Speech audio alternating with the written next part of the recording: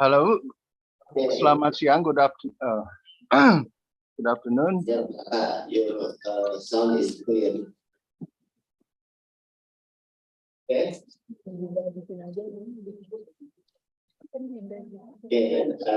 Raka today is holiday. Hello. Yeah, just a second, I just said. Okay.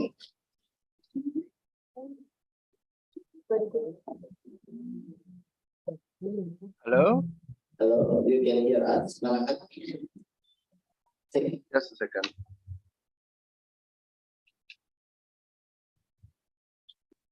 Hello? Yes?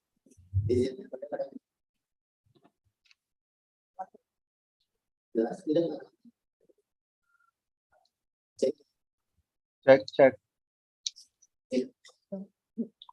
Just a second.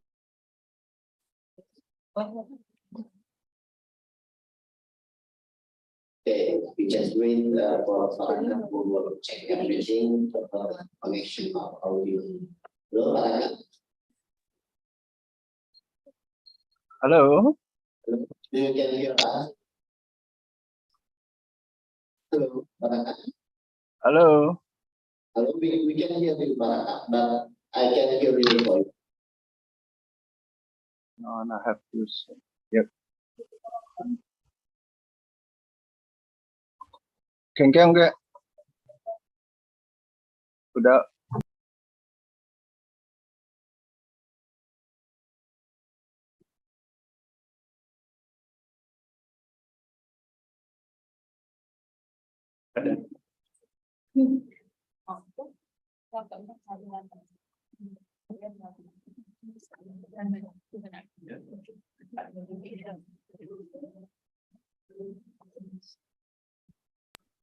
Halo?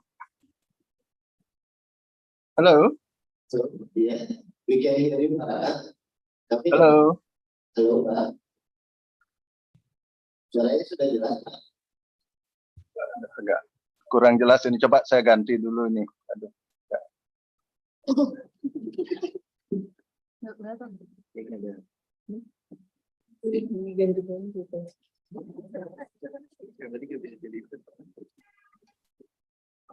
Halo? Halo, Halo, Pak. halo, cek jelas dari sini.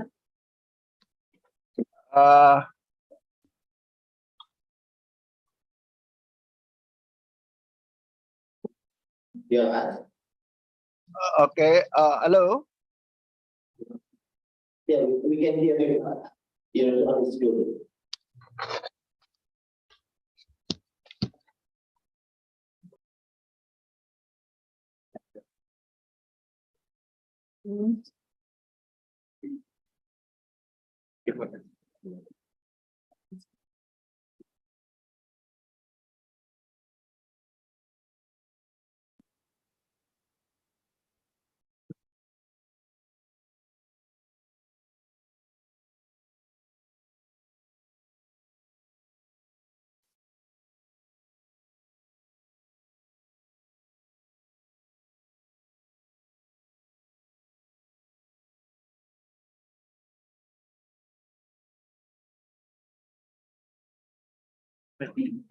Lu langsung buat ini jurnal.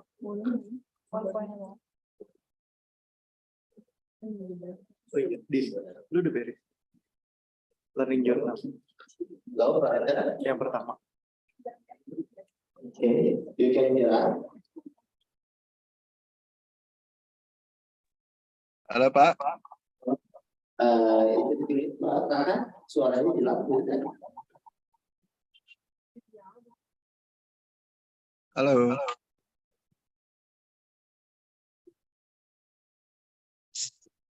Can hear you, Pak.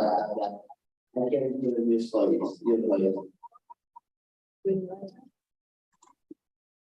Halo.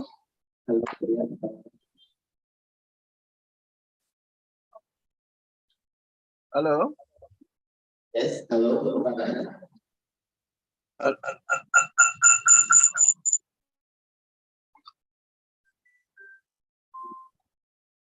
Halo, Pak. Halo. Pak Raka, Ya. halo, selamat pagi Pak. Ya, kenapa? Ini kok suaranya nggak terlalu jelas ya? Kami bisa dengar Pak. Uh, Sepertinya Bapak nggak bisa dengar kami ya Pak? ada. Kalau pakai HP ini jelas, tapi kalau pakai ini agak ada apa bergema, dia nggak terlalu jelas. Oke. Barangkali Ya. saya kontak lewat HP-nya Pak Danang nanti di Nggak usah. saya. Oke Pak. Ya. Halo, Pak Raka. Ya. Oke, wait. Kedengaran Pak ya?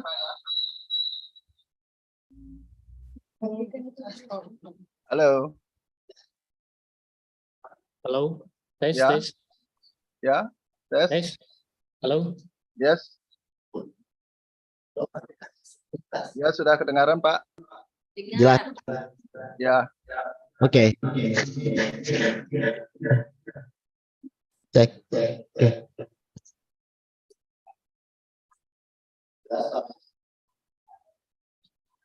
Halo. Ya.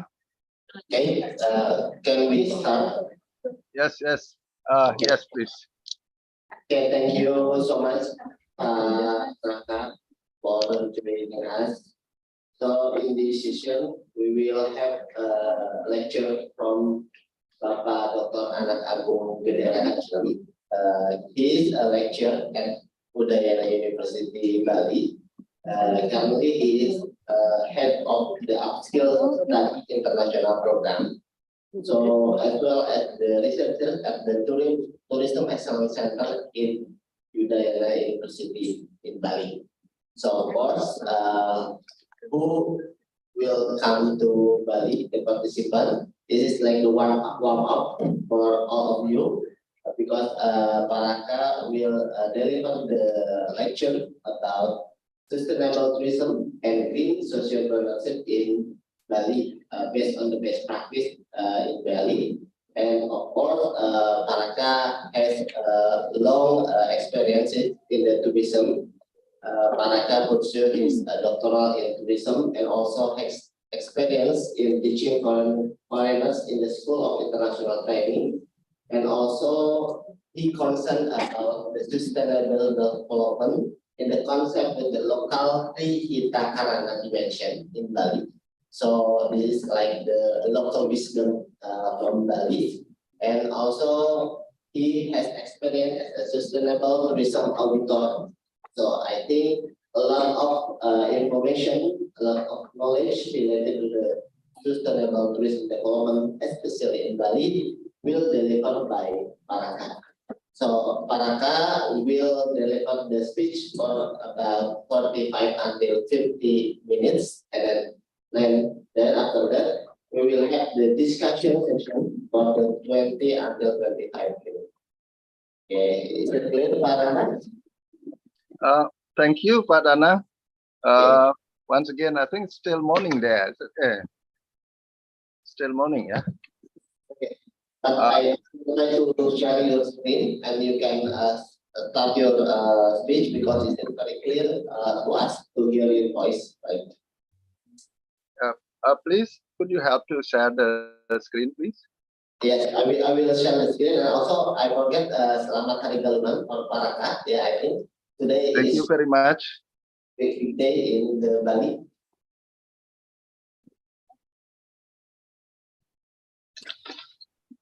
Can you see the screen, Pak Raka? Yes, I can see it. Can see it. Okay, your time is yours, Pak Raka. Thank you very much, Pak Dana. Welcome to the summer course on international summer course on reducing carbon footprint. So all of you, welcome to this session. I'm Raka Dalem from Udayana University. I would like to share my experience on sustainable tourism and green sociopreneurship, Bali best practices. Thank you. Next. Yep.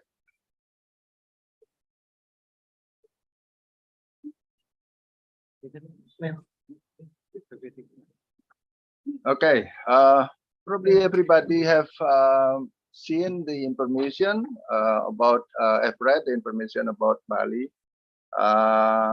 Bali is one of the most popular tourist destination in Indonesia.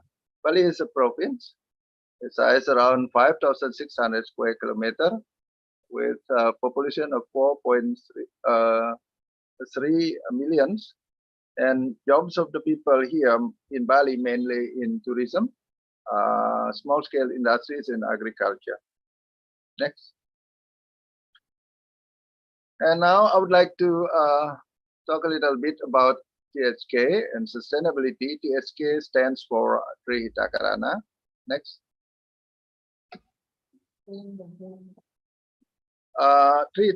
Balinese life philosophy of the Tri Hita Karana.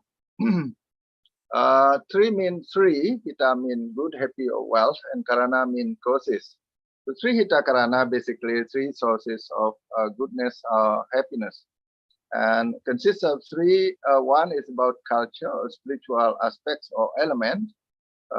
Two about community aspects or element, and the third one is about environment aspects or element. Those are need to be in balance. So in very clear, there's supposed to be a good. We should good build a good relationship with the God and create a good relationship across human being and good relationship between human and the environment. Next.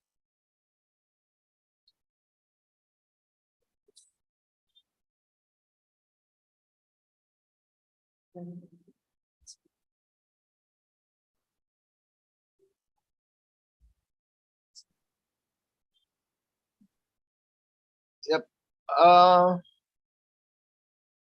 To make it too easier to understand this life philosophy, you can see the three pictures on the screen. Could you push next button, please?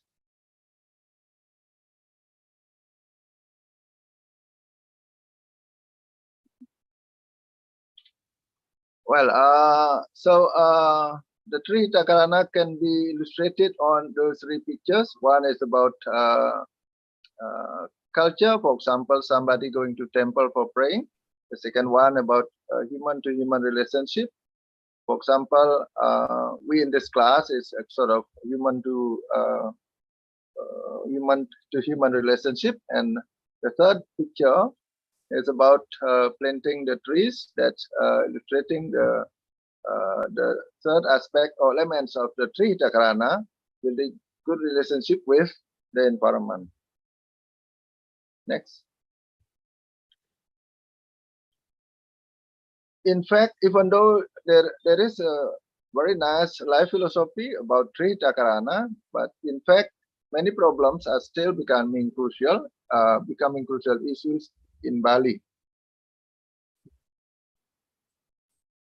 For example, about waste, we're producing lots of waste here, in which just a small proportion that has been recycled, and actually about 75% of the waste in Bali actually is organic waste. It's supposed to be easy to be composted, but in fact, high proportion of organic waste actually also just discharge, throw into the water tunnel, also to the river, and then end up in the sea.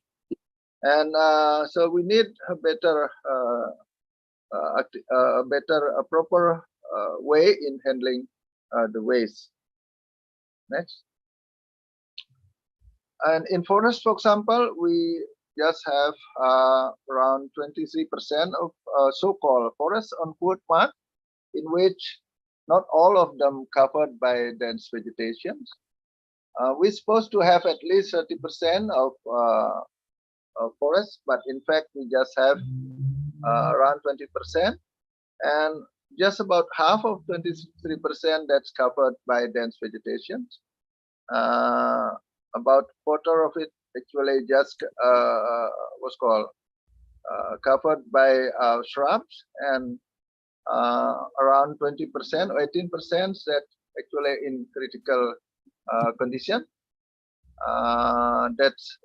That means that the so-called forest area that probably have no vegetation at all. When you see it, check it on the side. This will happen because of illegal logging, for example, because of fire, probably of cultivated illegally. We call it pembibrikan. Next. Rivers. 21% of our rivers, creek in Bali in critical condition. That because of floods, erosion, especially on upstream areas, and sedimentation on the downstream areas. Next. We got the water balance 0.86. That's minus. That means when we need 100 liters of water, then we just able to get access to 86 liters only. So this is a big problem for us, and we need to really work hard to overcome this problem. There are 5 regencies or city in Bali that have been in negative or minus water balance. For example, in Denpasar, which is about the middle to the southern part of Bali, Badung, Gianyar, Klungkung, and Buleleng. And also, the seawater intrusion has occurred.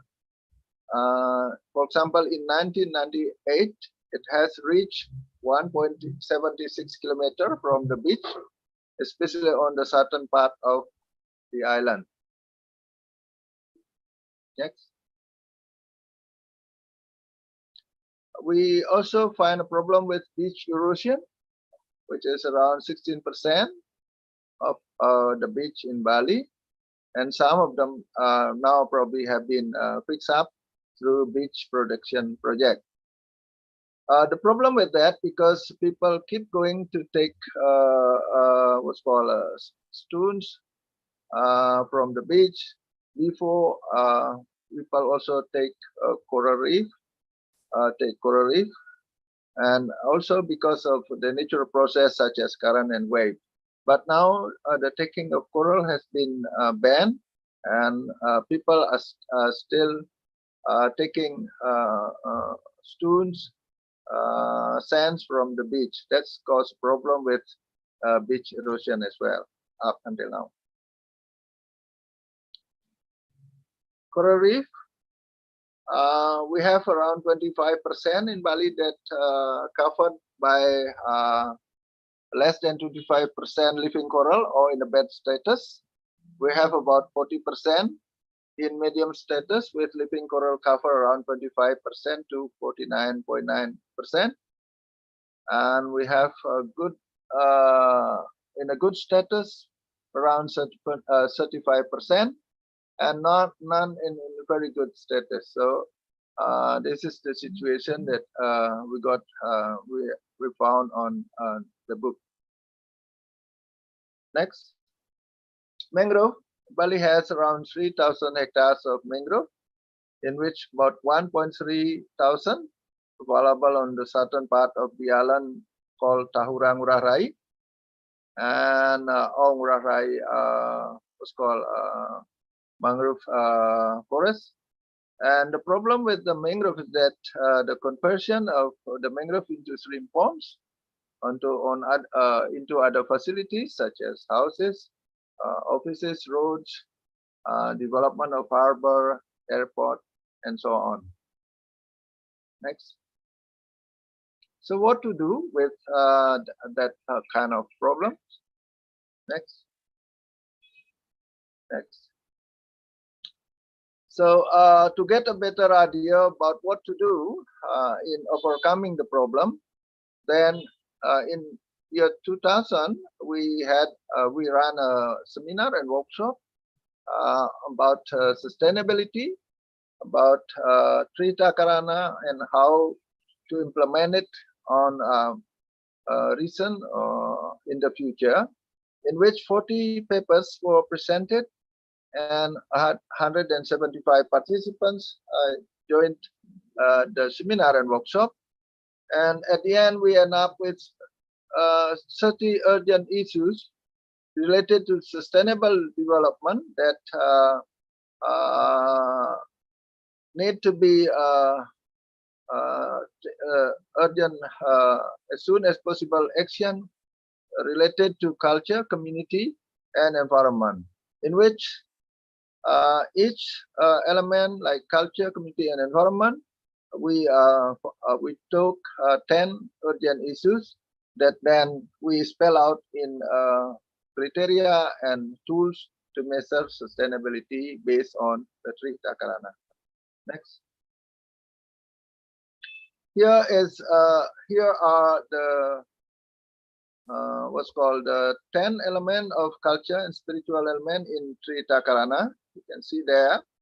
The participant had chosen 10 of those points as the issues that urgently need to be taken related to sustainability in Bali.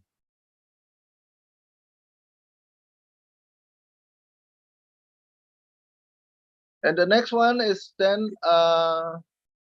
points on community elements that's considered to be the most urgent one to be tackled in achieving sustainability in Bali in modern era. For example, you can read it there. For example, about care of humanities, about composition of local staff, and so on. So there are 10 points that considered to be the most urgent one that then would be spelled out in the criteria of sustainable tourism assessment on the three takarana award assessment. Next one. For the environment elements, there are 10 points also that were considered the most urgent ones.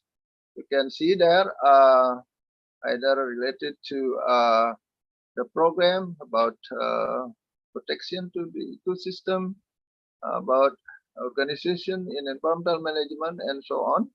So all of those considered to be the most urgent thing that need to be handled related to sustainability in Bali. Next. From the 30 points, then we try to take action by conducting Takarana Awards and Accreditation Program. Since year 2000, we started from the tourism sectors because it's considered they are considered to be the most urgent sectors for the Balinese. And then for the next one, you can see, next one, please.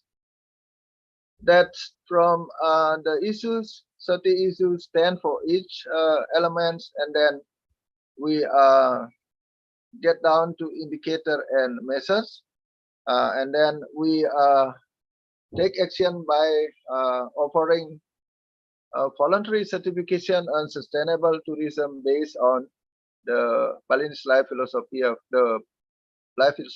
Three Takarana. Next.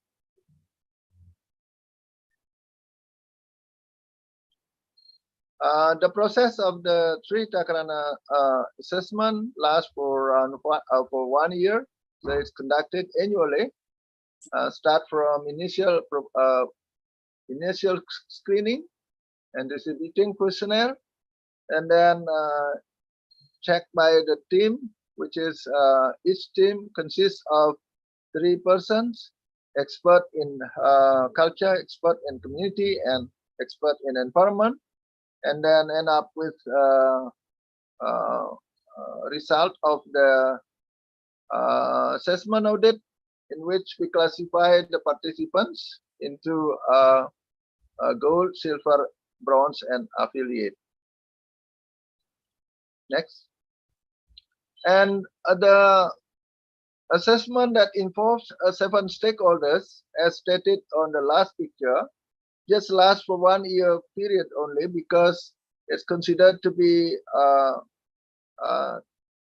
too time consuming and it's too expensive.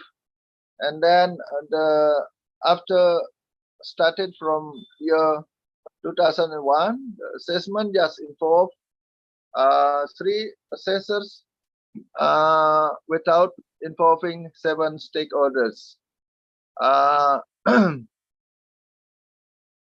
And then since 2011, the focus of the program is not the competition, but accreditation. Basically, when participant is achieving a good mark, they're considered to be awarded a good award, something like that. Let's see the next slide. The participants consist of accommodations or hotels, tourist destination attraction, government offices, schools, and so on. Next. And then the achievement of participants then being graded into classified into a gold, silver, and bronze. While when they couldn't fulfill the achievement at least 65, then they considered to be fail in certification and will be classified as affiliate. So for the one which is successful in certification will be classified into gold when it's achieved at least 85 points. Silver when it's achieved between 75 to 84, and bronze between 65 to 74. Thank you. Next. Let's see some pictures, the following pictures. Some points that positive thing about this program is that participants try to take action on sustainability.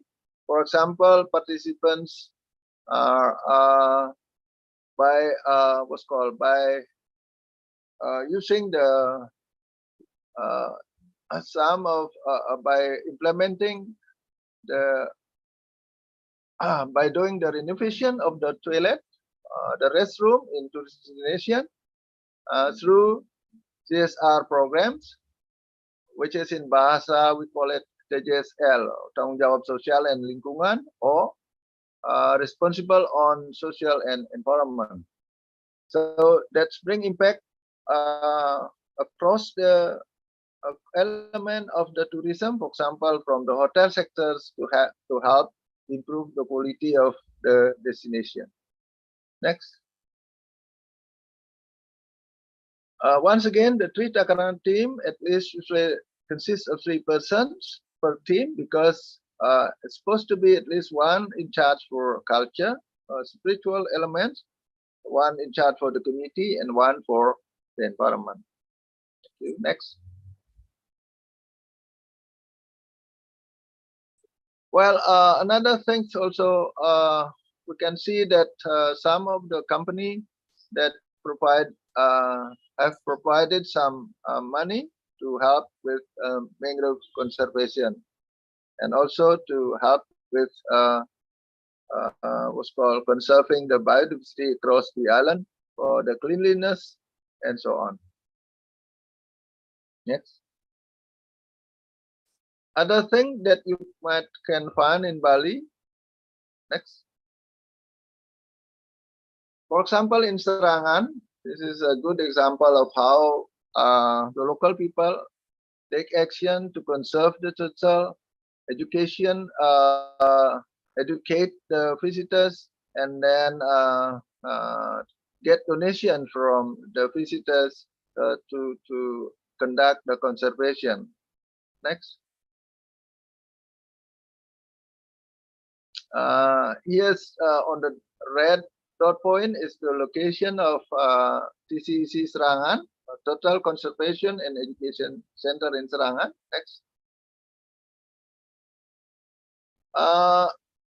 this activity is very important for us because Bali is very popular as what's called the place where Bali is known as turtle slaughter island. So many turtle kills here and eat by the local people, and also illegal trading of turtle quite massive to Bali long time ago, and this activity is intended to stop the bad image of Bali, provided alternative source of income for the local from killing the turtle and then getting the income from edu-tourism or ecotourism. And this activity also control use of the turtle for ceremony because it's involved in controlling how many turtles can be used for ceremony annually, and also provide job opportunities for the local. And visited by 550 to 300% per day before the pandemic, and 60% are international visitors. Next.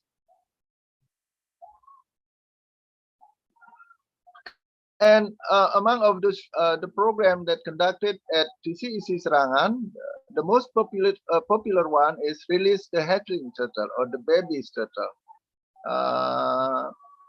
And other activities that also are available, for example, adopt a nest, in which visitors can provide some funding for the local to look after the nest until being hatched and then released to the sea.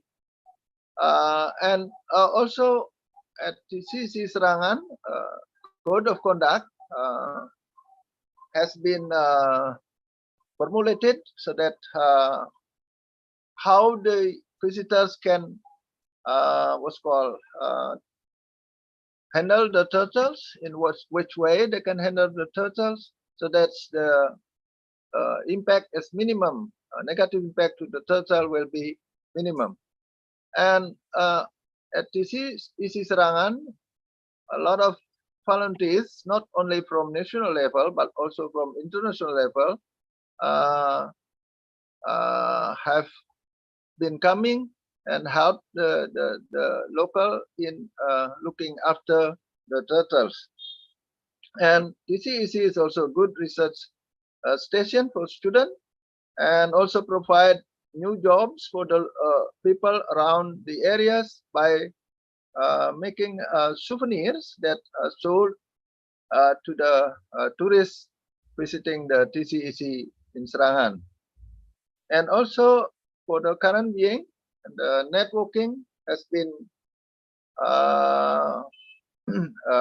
conducted through other parties who work on the same field in the turtle conservation across the island and also throughout Indonesia. Next. This is an example of information about turtles at TCEC. Next. Now we move to Pemutaran Conservation Project by Karang Lestari Foundation. Next one. Pemutaran is located to the northeastern part of Bali. You can see it on the picture there. Next. Pemutaran Coral Conservation Project has been very well known worldwide in terms of protecting the coral reef, and this activity was successful because it was supported by the local fishermen and local people, in which the local organization called Pecalang, a kind of traditional security institution, and the fishermen that patrol the site and then trying to prohibit people to do the destructive fishing, because before it has been destructive fishing had been available for around 20 years, and it caused a big damage to the coral reef, and then it caused a problem to the fish, and because of their habitat has been damaged. And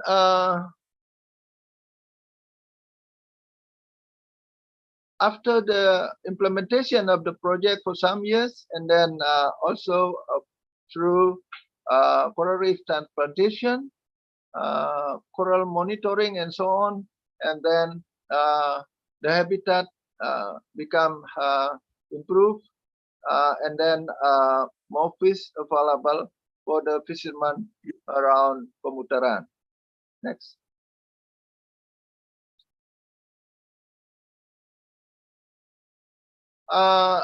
This activity has been recognized by UNDP, and then that's why the foundation and Agung Prana was given an award. Then because it's successful in coral rehabilitation activities. Next.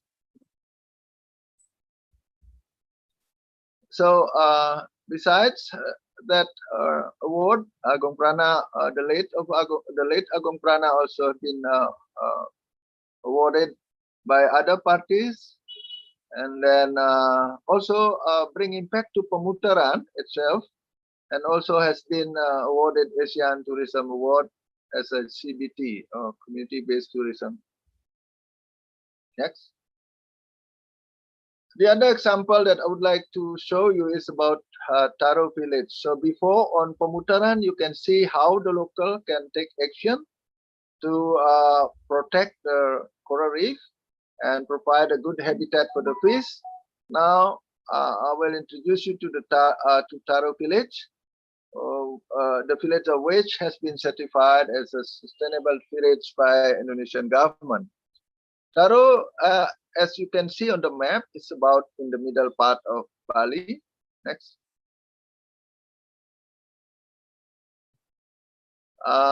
It is in Tegalalang district in Gianyar Regency. Taro also before well known as Sarwada, or everything is available village, because there were lots of wide range of species of plants available. So when people look for plant for ceremonies, they can visit Taro and they can find almost everything that they need for the ceremonies there. That's why it's called Sarwa Ada, or everything is available village. The village has been also very popular for conservation of the white cow, or lembu putih. This also become a tourist attraction recently. Next. In year 2021, if I'm not mistaken, I have assisted Taro in on-site audit on sustainable tourism village, and it's got a certificate in 2021. And after that, some development occur there. For example, they set up organic garden in which visitor can come and harvest the things that grow there.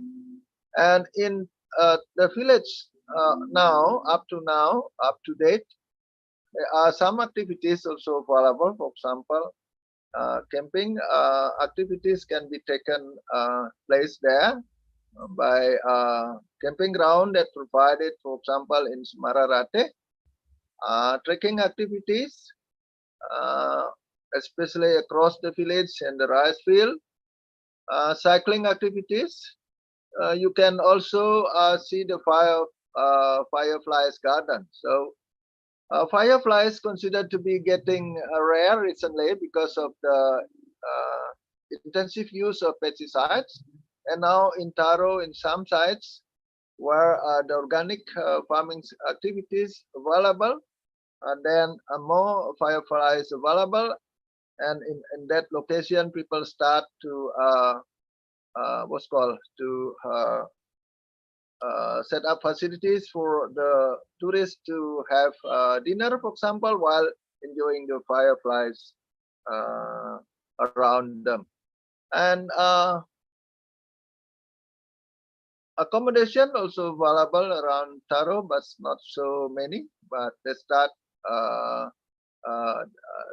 by a small size accommodation belong to the local community, and outdoor activities can be can take place there, and also culinary activities, cooking class and gastronomy tour also can take place around Taro.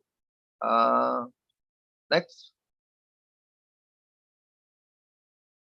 So Taro, I've been for some times visiting. I've been visited Taro for taking students to learn about sustainability in a village level there. So the local who have trained on sustainability, they can explain about this to the visitors so that they can learn about sustainability in the village level there. And also Taro has a proper waste management system. As far as I know, many national official government official guests have visited Taro to learn about sustainability in that village. Next. The next one is Czech Sustainable Tourism Certification. So this is an international sustainable tourism certification. Next. Czech is world-leading sand-based environmental certification and benchmarking program. So Czech actually just introduced around year 2000 and started by giving commendation award to some properties in Bali. For example, that I've remembered Melia Bali and other hotels that got a commendation award at the beginning based on their activity in looking after the environment in that time. Next. You can see also on my handout the benefit of Czech certification. When taking this certification, because some of them really measuring the performance, for example, how much water each tourist consumption per day. So the performance can be compared across the islands, and then also can be checked across the time. So whether the company or the business entity has improved in conservation. For example, they can be seen from the record that available across the time, start from the beginning until up to date, yeah, for this certification. So besides quantitative approach in benchmarking, and the program also implement qualitative on-site checking on audit on sustainability. So the certification is in general based on process and performance. It's not just a process only, and it's also check on the performance. So when a company is certified by EarthCheck, that means it achieves sustainability based on the process, but also based on the achievement or their performance. Next. EarthCheck program consists of benchmarking and certification. On benchmarking, more on quantitative approach, in which the data that need to be checked and compared to the baseline or best practice level so that check know whether the company can pass the certification or not. And certification process will also check all the process, the qualitative verification of the environmental and social performance. And based on benchmarking and certification, then the what's called certificate, check certificate will be given or awarded. On benchmarking, usually the company, when past the benchmarking or all the baseline data, then the company will be awarded bronze certificate. But when it's achieved successful in certification, then it will be awarded silver, gold, or platinum certificate. Next. So here is the complete process of annual certification on Earth Check, in which after successful in 1 to 4 years program, the company will be certified as silver. Between 5 to 9 will be awarded gold certificate. Between what's called 10 to 15 or 14 will be awarded platinum, and then 15 or more years will be awarded as master certificate. So that's the process that what's called keep going and must be renewed annually. The key issues here is that continual improvement, because the baseline will change across the time. When the participants more efficient, for example, in water consumption, and then the baseline will be much lower. So it's move again the achievement across the participants. It's not stay on one level, but it could change across the time. So that's key issues on sustainability on this program, and the what's called key performance areas, for example, including water, energy, social commitment, ecosystem conservation, and so on. So all those things then need to be what's called all those data need to be checked annually, need to be renewed annually. Next.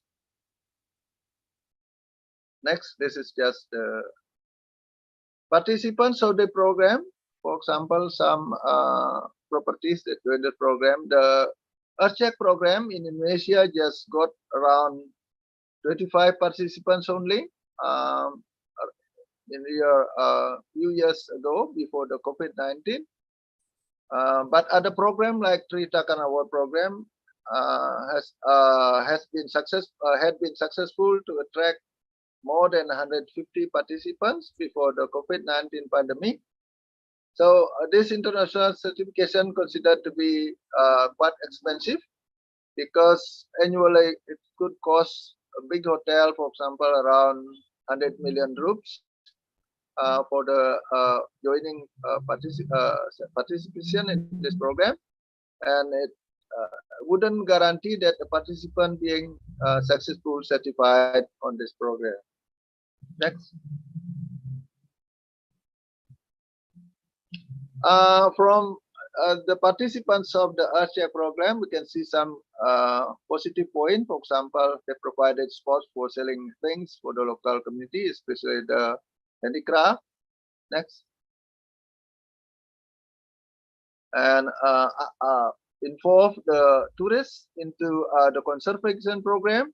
For example, they can involve in water efficiency program when they join the program, and then probably they got reward, and for example, they got kind of what's called a chance to win what's called opportunity to win a free dinner, for example, for that time. So some participant will be chosen for free dinners or other prizes appropriate for the participants.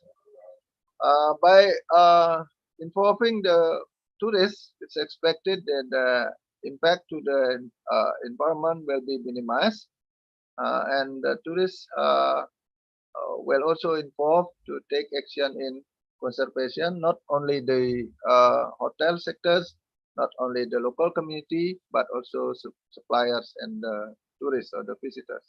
Next. The Penglipuran. Next. Penglipuran is another example of excellent village in looking after the environment. Next.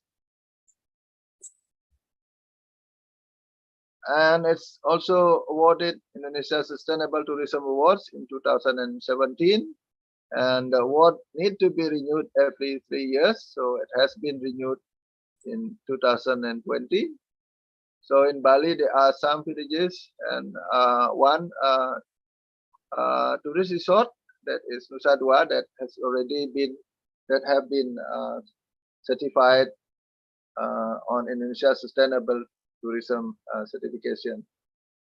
In 2016, Penglipuran was recognized as the third cleanest village in the world. On the picture, you can see the site, the village, the Penglipuran village. Next.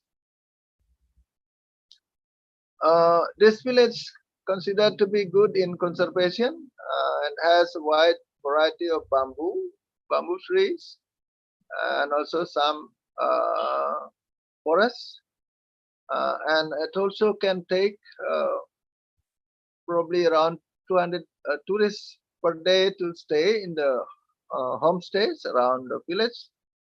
And it has unique entrance gates which look similar, especially some proportion made of bamboos. And guest activities in the village could be stay in the village, trekking, watching Balinese dance, look at the Trigona farm, Penglipuran Village Festival, sometimes conducted there. Traditional also can enjoy traditional drinks of loloh cem-cem, which is a kind of traditional drink, and karang memadu. So one of I think few people in Penglipuran have been very creative to make a traditional drink called loloh cem-cem, which is quite popular around Bali, and it could give millions of rupiah income for them daily. Karang memadu is a unique kind of what's called space for in the village, which is allocated only for a person who got married to more than one wife. For example, they have to be they considered to be special and not a good habit to marry more than once, and then they will be what's called asked to stay in Karang Memadu. So it's kind of way how to protect the family by involving the local culture on that village. Next. The next one is Wanarawana, or Sacred Monkey Forest Sanctuary in Padang Tegalubut. You can see it on the next picture, please. So this is very close to my place to stay. Next. What's the special thing about this tourist attraction is that it can get more than 1 billion rupees per month from monkeys tourist attraction.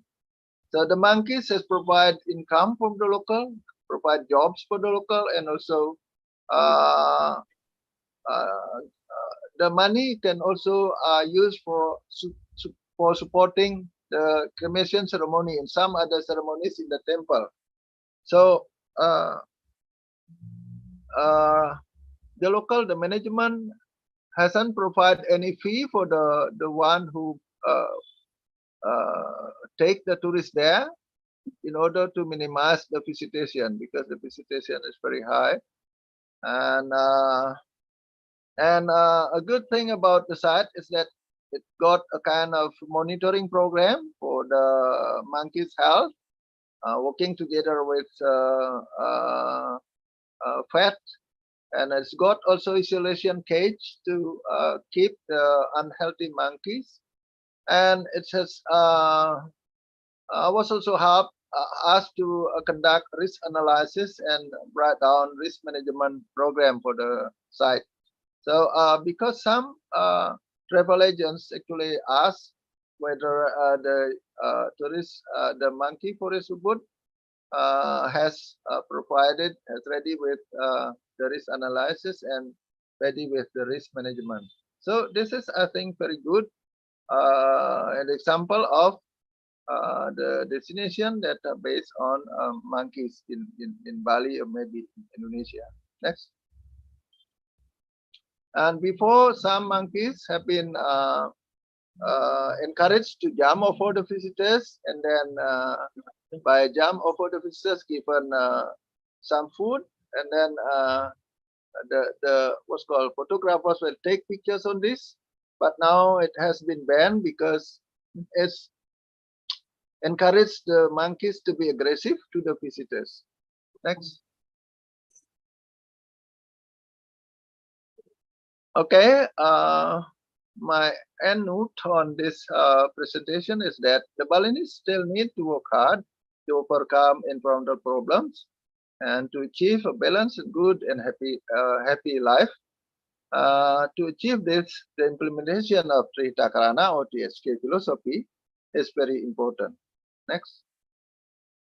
Thank you. Thank you very much. Thank you so much. We have closed for yeah, just a very interesting information. We get a lot of information related to the initiative from the Balinese people, yeah, especially all of the 7 stakeholders that mentioned by Raka. They are trying to make the sustainable tourism in Bali rely on the sustainability concept from the Trihita Karana, THK, and then also Baraka deliver about the information on Earth Check, the international certification. And I think a lot of the example of the location, village, and many other of the locations. So we open for the discussion. Yeah, please, I think the participant would ask and discuss with Baraka so many information. Yes, please. Okay. 1, 2, 3, 4, 5. Okay, 6. So I think I will start it. Okay, it's okay. I will start it for the 1, 2, 3, 4. Okay, and then the next is 1, 2, 3, and 4. Okay. So for the first question, please. Just wait for the microphone.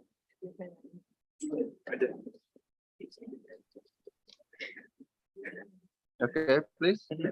Yeah. This question. Thank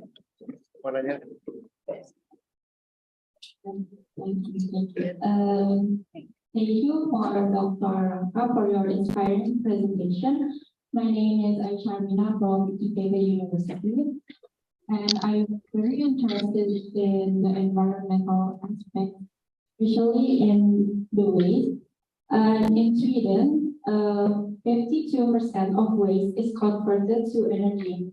Learning from Sweden and few cities in Indonesia, like Jakarta and also Bali, tried this solution to convert the waste into energy.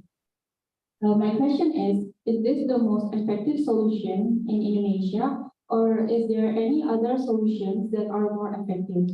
Thank you. I'm so sorry. Yeah, I got the point, but the name is not very clear. Okay. Okay. I will repeat Baraka's question.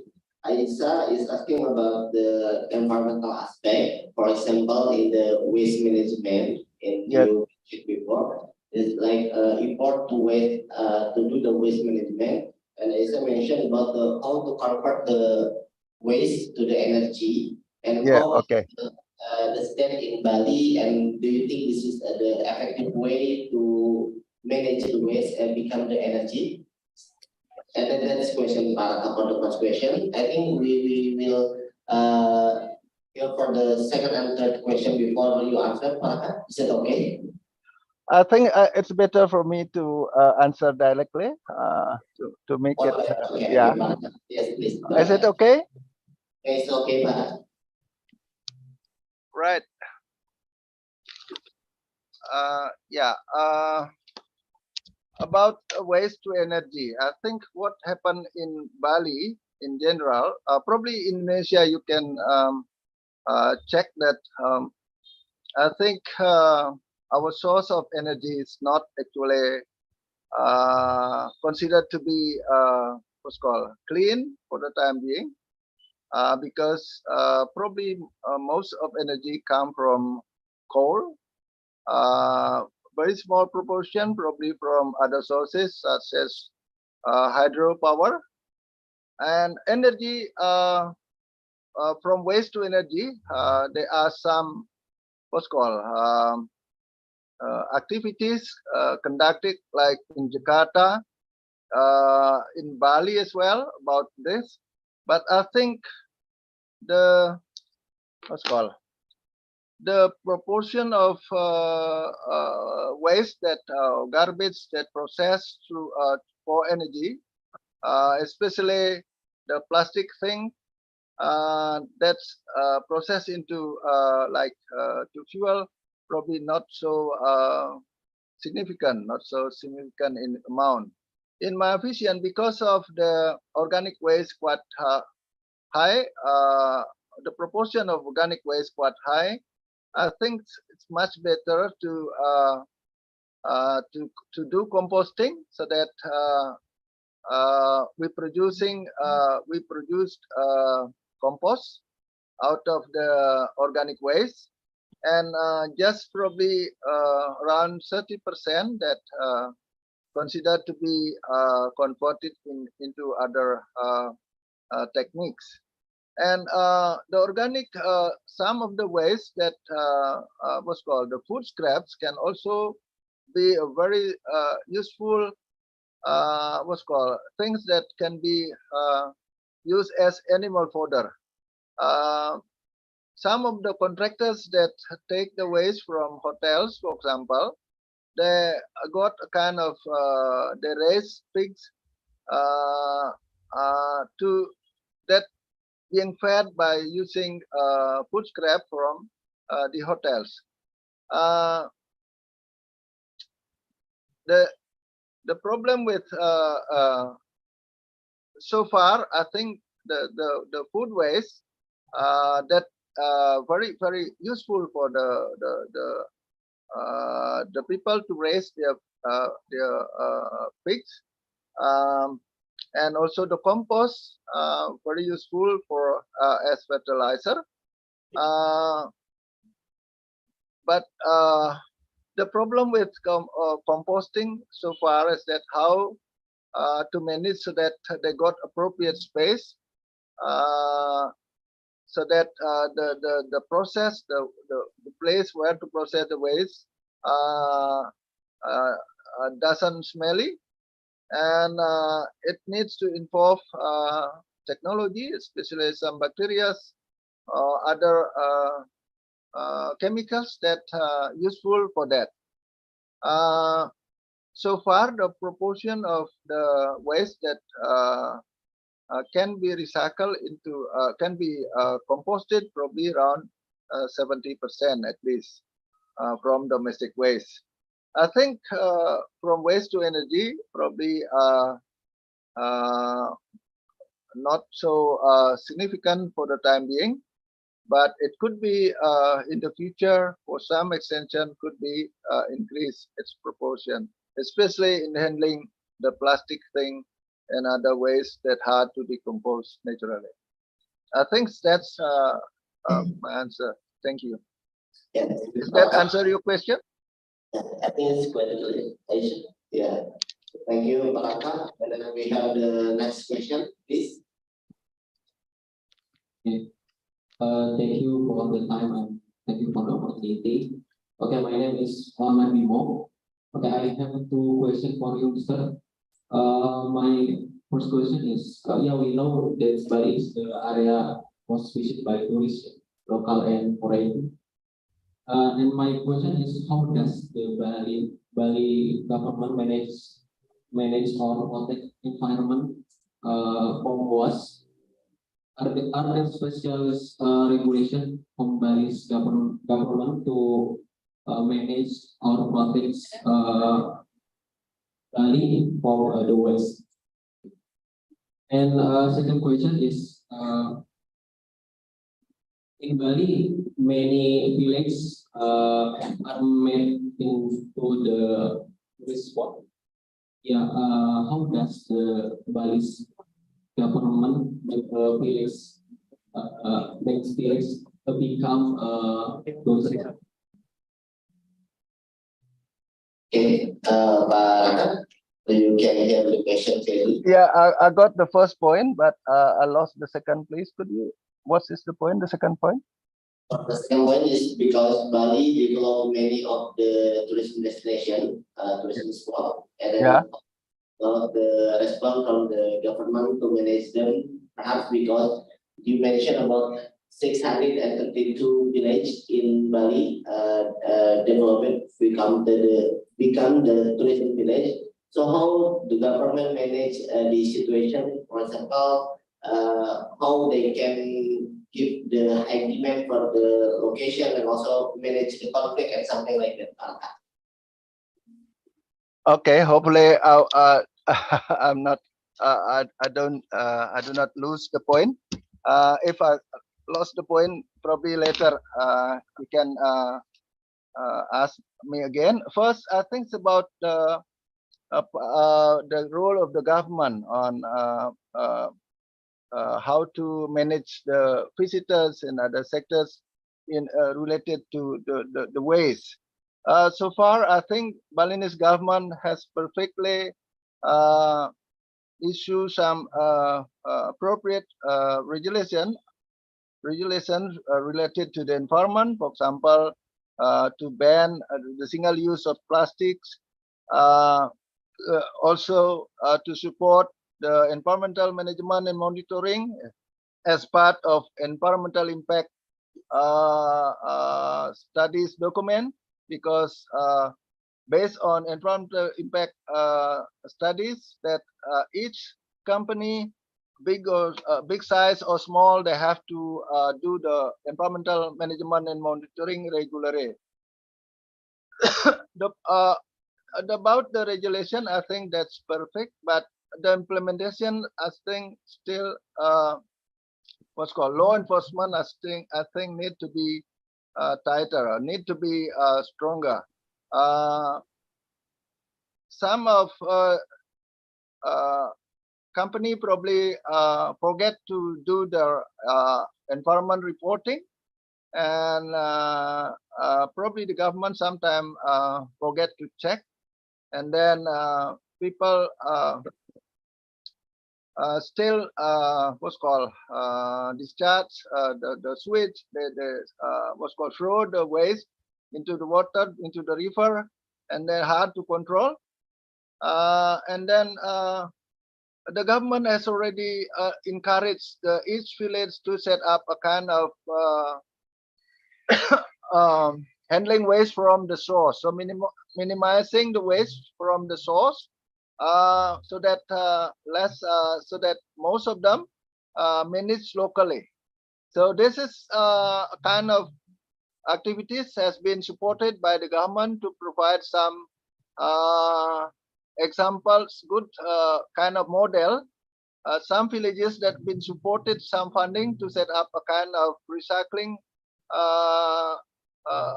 what's called plans, and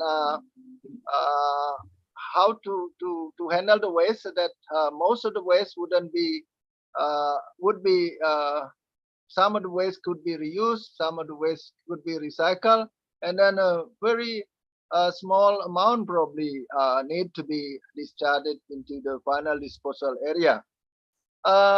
this need to be speed up because not all villages ready with the system, and some of the villages they don't know how to manage it properly, because especially for the what's called hazardous material, such as from batteries, what's called electric bulb and so on. Sometimes they mix it with the other ways. So I think there should be a better system how to handle the hazardous waste from a certain entity. And for the company, usually they think that for the waste, for the hazardous waste, considered to be quite expensive to manage, because to transport it to the processing unit, they got to pay some money, and then some of them still quite bulky, and it needs involvement of more expert how to make the transportation of the hazardous waste, especially the container, not so bulky right now. I think the key point is to speed up the process, to what's called to control the implementation, to do what's called the law enforcement need to be increased, need to be tightened, and then so that the achievement will be more significant in the future. I think that's the point that would like to answer your question. Hopefully that answer your question. Thank you. For the next question. Okay, before we move to the other side. Okay, thank you for the time. We said now that Bali is one of the famous and yeah, famous destination in the world. A lot of people in a lot of countries come to Bali for the with their own activity in Bali. And right now we can find some principles. One of the principles which can reduce pollution in the Indonesia and Bali, especially. One of the principles is border peace principle. Yeah. I'm so curious about that. Has Bali applied the principle for the reduce environment for the environmental I mean for the reduced environmental pollution? Thank you. Do you get the point, Raka?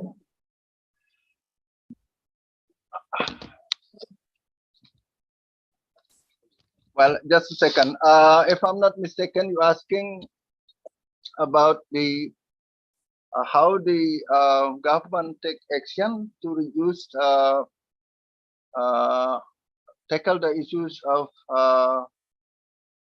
pollution. If I'm not mistaken, sorry, because I couldn't really catch to your talking clearly. Well, so far I think Bali government have issued a kind of what's called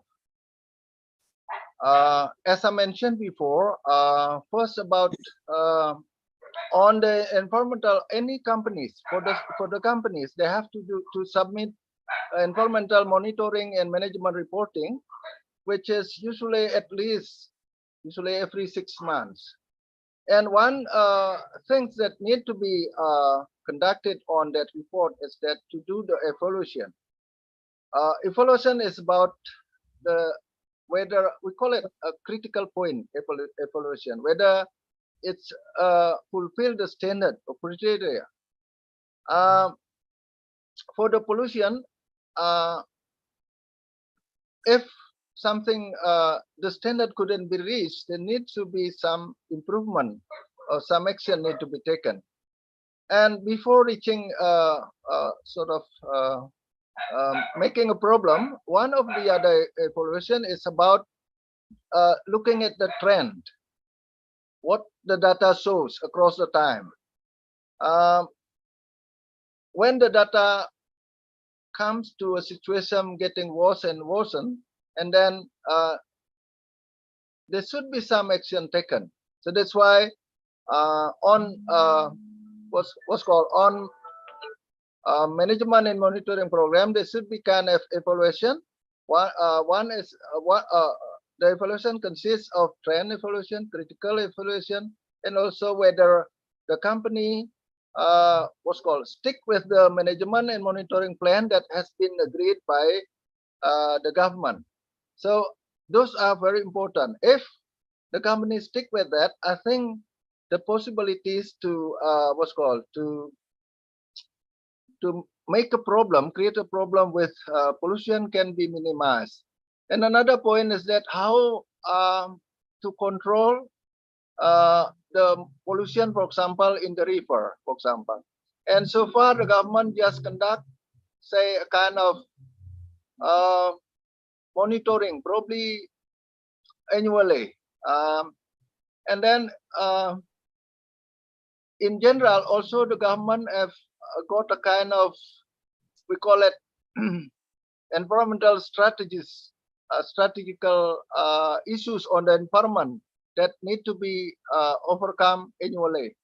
So they got a kind of techniques in which they have each government level, for example, the regencies, the cities, the province level, they got to do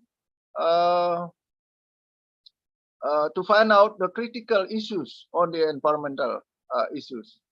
And then that need to be overcome, and then that to be overcome.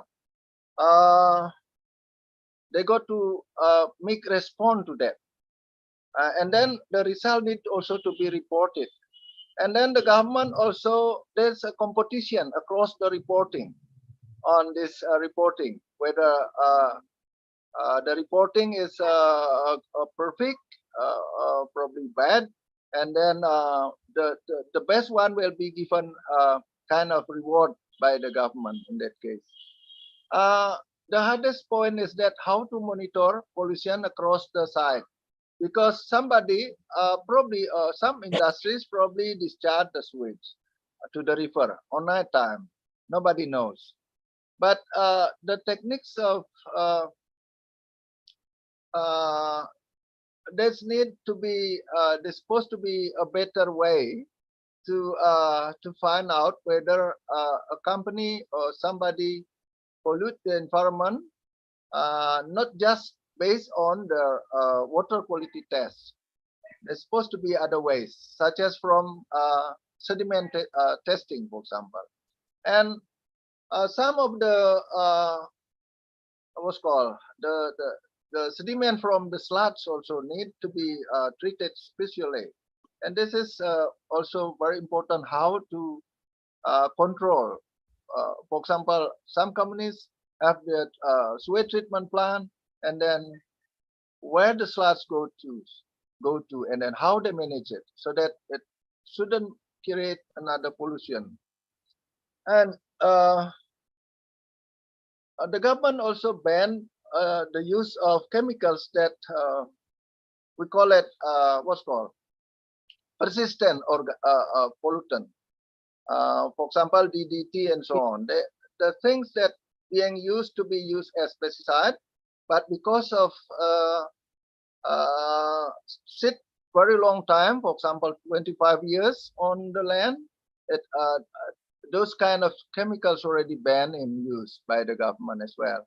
So there are some strategies that implemented by the government related to pollution, include air, water, seawater pollution or land pollution. So there are some strategies for that, and probably some more action taken by the government. Probably we can talk about this later. Thank you. Does that answer your question? Yeah, I think that is very comprehensive based on the principle of the voluntary principle. So the company has a responsibility to finish their pollution step, like you mentioned before.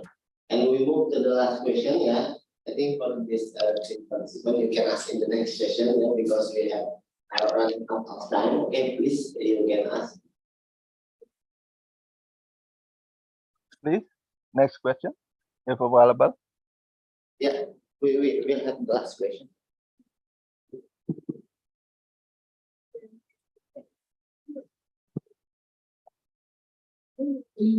And okay, my question is, what is the main, like, who are the main target areas? From your presentation, you were shifting from tourists to the indigenous. So I want to know which, like, from the THK, who are their main targets? Is it the foreigners that go and come, or the indigenous that are in the Bali town? Who are the main target areas? And then my second question is, how does this sustainability education go to the remote areas in Bali? Okay. I'm so sorry. I'm so sorry. Hang on a Okay, minute. I can, Yeah, I lost. I couldn't get the point. Could you? okay, I can repeat yeah. again. So, she asked about the principle of THK, Trihita Karana. So, Oh yeah. Okay. Yeah. Trihita Karana, is it for the foreigner, for the tourist, or for indigenous people? Is it like that? Okay, Raka, that's the Sorry, question. I lost the last part about Rita Karna, and then what's next? Yeah, Raka, she asked me about who is the main target of the Trihita Karana principle? Is it the target for the foreigner, for the tourists, or for the indigenous people? All right. Yeah. Hopefully, I got the point. Yes, Thank you next for the question. Raka, and then we have the last question, please. How does the education on the TSK reach the rural areas, the remote rural areas? And then the second question is, how about the education to reach the remote area or the rural area in the application of Trihita Karana principle, Raka? Is the second question. Okay. Thank you. I got the point, I think. Right. First, who is the target of the Trihita Karana? Actually, the point on the Trihita Karana has been included on Indonesian regulation. It's available on Indonesian regulation on tourism. So you can get access on Indonesian regulation on tourism. That means it should be fit for the tourists. It should be fit for the local, and also should be fit for other people outside Bali.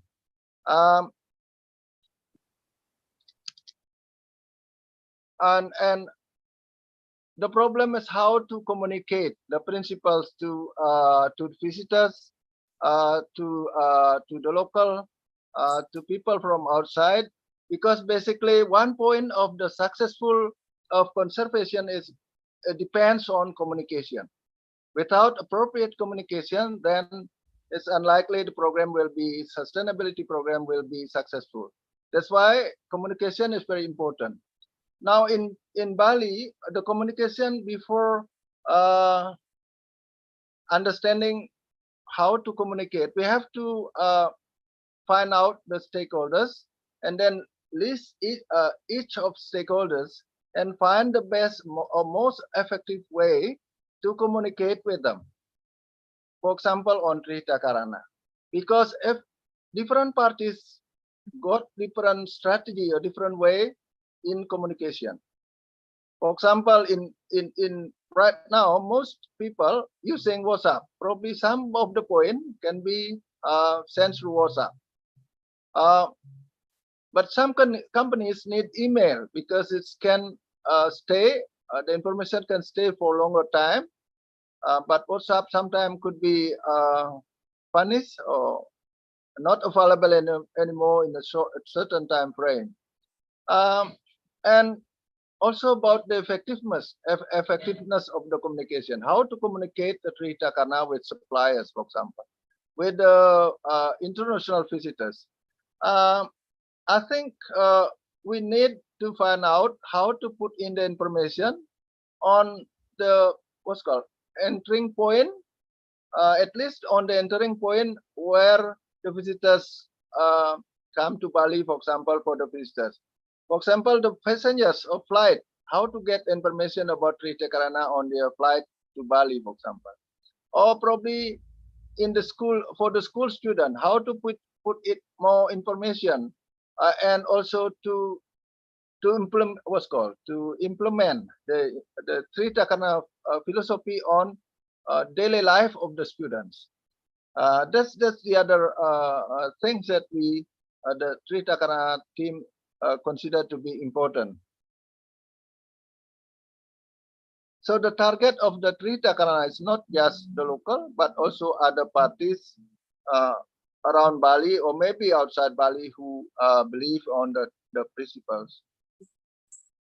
And about education, once again, the education need to put in more content and implementation about Trita Karana, because effective communication, for better communication, we call it interpretation.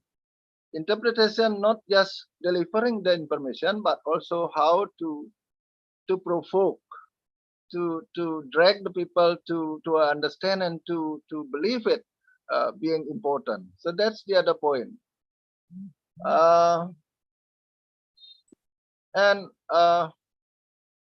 Yep, I think the team also try to to publish more articles, more books related to the Trihita Karana. So it's not just about